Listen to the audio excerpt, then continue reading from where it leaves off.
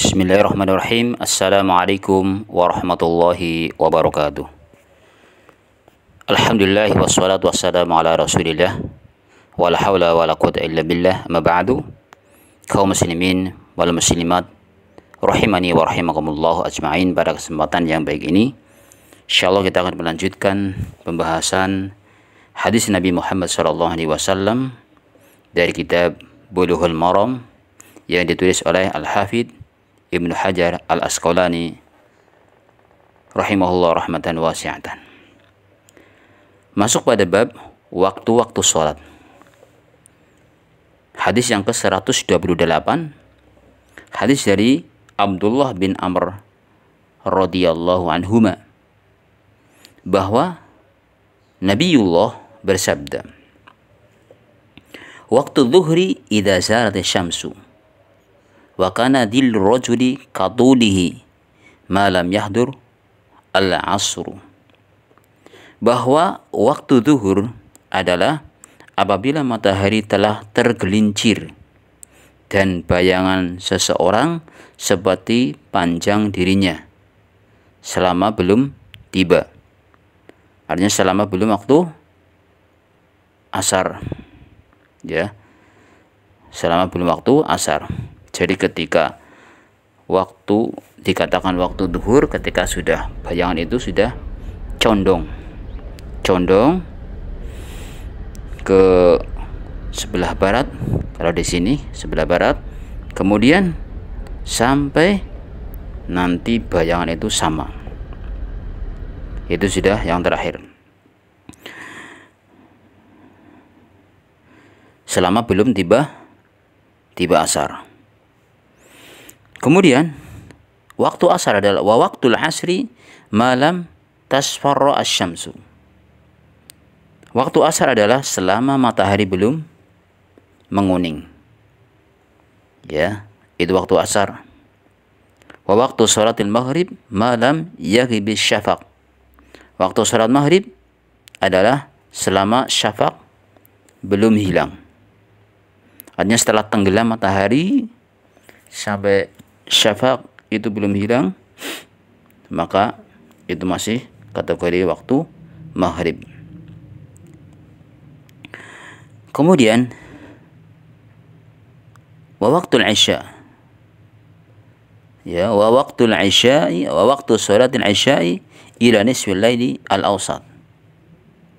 Waktu isya adalah sampai setengah malam yang tengah. Wa waktu sholatil subhi min tulu'il fajri ma lam tatlu'is syamsu. Dan waktu salat subuh adalah dari terbit fajar selama matahari belum terbit. Dari terbit fajar sampai selama matahari belum terbit, itu waktu subuh. Ini waktu-waktu sholat. Kemudian dalam riwayat Muslim dari hadis Buraidah tentang waktu asar, wasyamsu baydha'u naqiyah, sementara matahari putih cerah. Dan dari hadis Abu Musa, wasyamsu murtafi'ah, sementara matahari masih tinggi.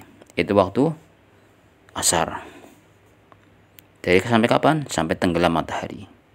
Kalau sudah tenggelam matahari, maka itu sudah masuk waktu maghrib.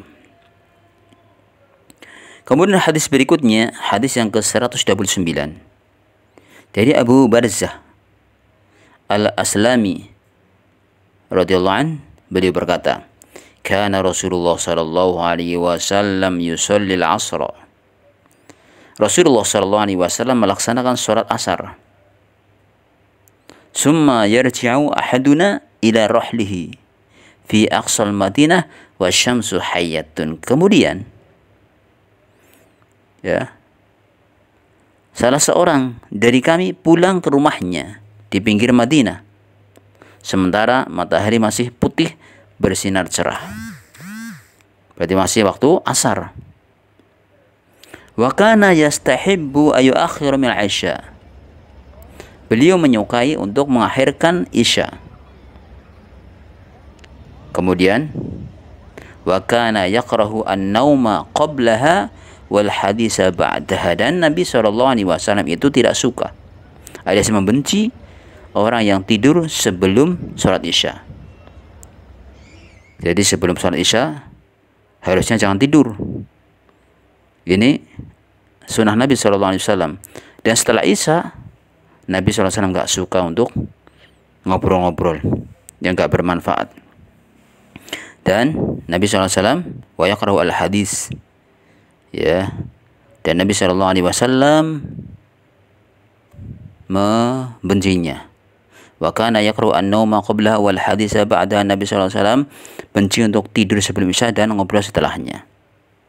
Maka setelah Isya untuk tafakuh fid din, untuk belajar agama, mendalami agama, untuk zikrullah, insyaallah nggak mengapa kali. Tapi kalau untuk ngobrol yang tidak ada manfaatnya, ini yang hendaknya diwaspadai. Beliau pulang dari sholat subuh ketika seorang bisa mengenal teman di sampingnya. Wa kana yang fatilu min sholatil ghadati hina ya'rifu ar-rajulu jalisahu wa yaqra'u bisiddina ilal mi'ah.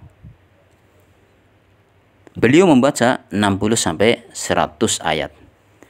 Hadis muttafaqun alaih. 60 sampai 100 ayat, bisa dibayangkan ya. Bisa paling tidak antara 1 lembar bahkan lebih. Kemudian dalam riwayat Al-Bukhari dan Muslim dari hadis Jabir, wal Aisyah wa ahyanan wa ahyanan idza ra'ahum ijtama'u 'ala al-jillah wa idza ra'ahum abta'u akhra. Wasubhu kana Nabi sallallahu alaihi wasallam yusalliha bi ghulasin. Kemudian terkait dengan salat Isya, kadang-kadang diawalkan dan kadang-kadang diakhirkan. Jadi beliau melihat kondisinya. Ketika salat Isya, kadang-kadang diakhirkan, kadang-kadang diawalkan.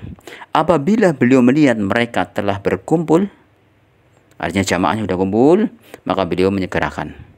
Dan jika beliau melihat mereka telat, maka beliau menundanya. Sedangkan sholat subuh, maka beliau melaksanakannya di waktu hari masih gelap, ghalas, ya, masih kondisi gelap. Nah, itu bagaimana Nabi SAW memberikan contoh. Kemudian dalam riwayat Muslim dari hadis Abu Musa, fa'aqama al-fajra hina insyaqqa al-fajru wan nasu la yakatu ya'rifu ba'duhum ba'dha. Maka beliau melaksanakan sholat subuh ketika fajar terbit, sementara orang-orang hampir tidak mengenal satu sama lain. Artinya masih gelap, satu sama lain tidak mengenalnya, tapi sudah masuk waktu subuh. Kemudian hadis yang terakhir dalam pembahasan kesempatan yang baik ini, hadis dari Rafi bin Khadij radhiyallahu anhu. Beliau berkata, kunna nusallil maghriba ma'an nabi sallallahu alaihi wasallam wa yansarifu ahaduna wa innahu la yubsiru mawaqi'a nablihi. Kami sholat maghrib bersama Nabi sallallahu alaihi wasallam. Lalu salah seorang dari kami pulang, dan sesungguhnya dia masih bisa melihat tempat jatuhnya anak panahnya yang dia lemparkan. Berarti masih kelihatan. Hadis muttafaqun alaih. Nah, ini diantara yang kaitannya dengan waktu-waktu sholat yang kita bahas sampai 130 dulu, hadis yang ke 130, dan semoga bermanfaat. Jadi antara pelajaran yang bisa kita ambil tadi adalah beberapa waktu sholat yang mana Nabi SAW seperti halnya tadi sholat Isya kadang-kadang didahulukan, kadang diakhirkan. Nabi SAW melihat kondisinya ketika sudah berkumpul maka diawalkan. Kalau memang belum, sambil ditunggu. Dan tadi poin penting juga, kita tidak sepantasnya untuk tidur sebelum Isya, dan juga untuk tahaddus, ngobrol-ngobrol yang tidak ada manfaatnya setelah Isya. Tapi kalau untuk zikirullah, untuk tafakuh fid din, ya, untuk mempelajari agama, insyaallah tidak mengapa. Wallahu taala alam. Barakallahu fikum ajma'in. Subhanakallahumma hamdika asyhadu an la ilaha illa anta astaghfiruka wa atubu ilaik. Assalamualaikum warahmatullahi wabarakatuh.